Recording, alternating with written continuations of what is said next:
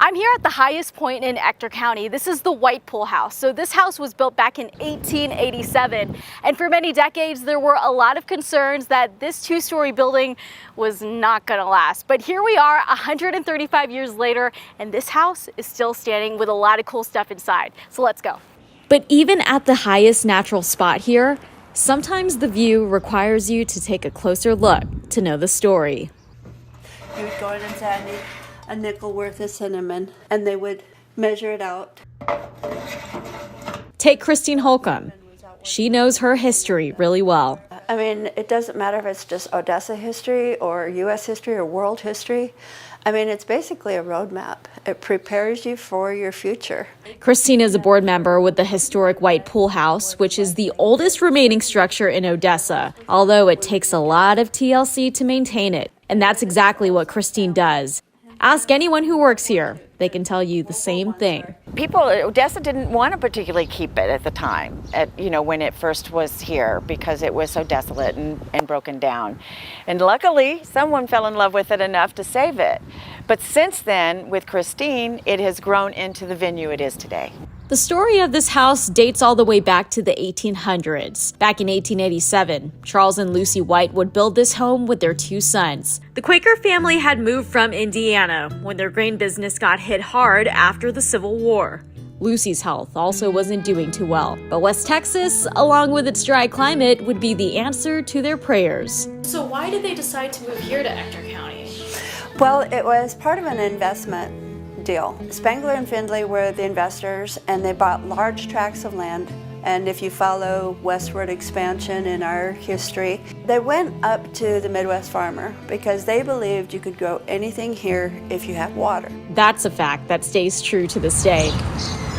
Even the outside of the house has a water well and a beautiful garden that's completely irrigated. The water table was only 20 feet down, which is amazing, in 1887. Here we are in 2022 and it's only dropped 10 feet. The house would eventually be bought by a man named Oso Poole in 1923. By the time 1926 rolled around, oil was first discovered in Ector County. Of course, the population in Odessa was only around 750, and there was a housing shortage because of it. So when things started to boom, Oso found another use out of this home. So he was an entrepreneur, and he turned this into a boarding house, a 5-unit boarding house, and then he and his family lived down in the cellar. So this is Charles and Lucy. We keep their room called Charles and Lucy's room. I wanted to point out this lighting. It was like the 1850s when they started going to kerosene.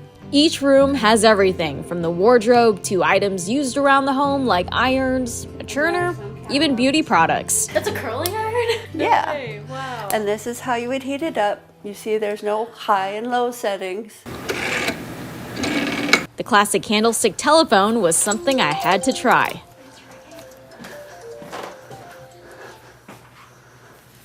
Hello.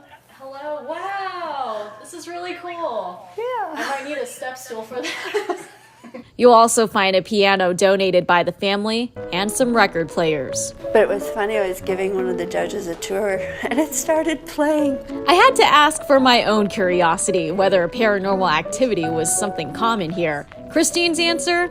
It depends on what you believe. I guess if you take a healthy dose of skepticism with it, because I think there's some predisposition to want to believe it's haunted. I can tell you I've worked here many years and things shift and move just as part of getting old. But they will tell you that they see a woman standing in this window, very small woman with a bun, and that would have to be Lucy. But she would be watching out that way because where the courthouse is downtown, that's where the first mercantile store was, and that was where Charles would have been, and her waiting for Charles to come home. The barn outside the home and the outdoor surrounding area has also become a space for couples to tie the knot. One of the things that I think they also find is that they're surprised, because a lot of people who have even lived here most of their lives don't know about it. There's so much history here, but so little of it that really becomes a part of Odessa and is really celebrated. And I think this is a great way to do it. The house's bridal room also lets brides get ready and share a moment of their big day. So just before they go down the aisle, they make their little entry, and it becomes part of our written history. Written history is what it all comes down to. But seeing that with your own eyes here gives you a new perspective to how these West Texas pioneers helped build the place we call home today.